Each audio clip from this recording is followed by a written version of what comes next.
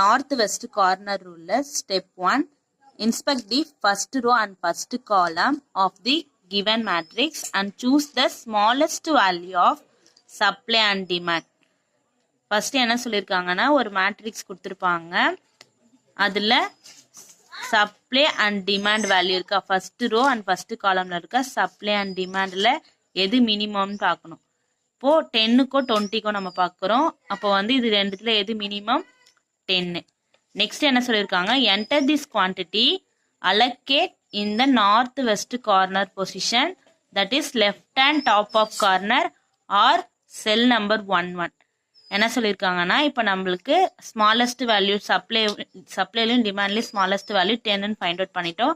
அதை நார்த் கார்னரில், அதாவது லெஃப்ட் ஹேண்ட் சைடில் டாப் கார்னரில் என்ன பண்ண சொல்லியிருக்காங்க, அலோகேட் பண்ண சொல்லியிருக்காங்க. அப்போ 10க்கும் 20க்கும் எது மினிமம்?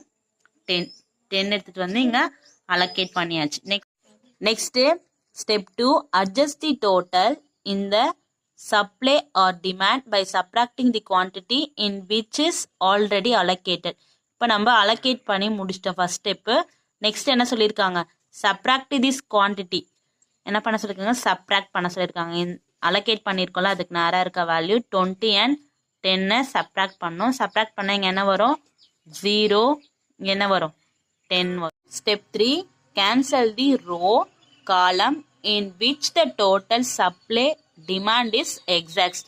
என்ன சொல்லியிருக்காங்கன்னா எந்த வேல்யூ நம்மளுக்கு எக்ஸாக்ட் ஆயிடுச்சோ, அதாவது எந்த ரோல இருக்க வேல்யூ ஒரு காலம்ல இருக்க வேல்யூ முடிஞ்சிடுச்சோ, 0 ஆயிடுச்சோ, அதை நம்ம என்ன பண்ணணுமா, கேன்சல் பண்ணிடணும். அப்போ நம்மளுக்கு 0 வந்து ரோல கிடைச்சிருக்கு. அப்போ இந்த ரோவை கேன்சல் பண்ணிடுறோம். Next step 4. From the modified matrix and continue the process until all requirement are meet with.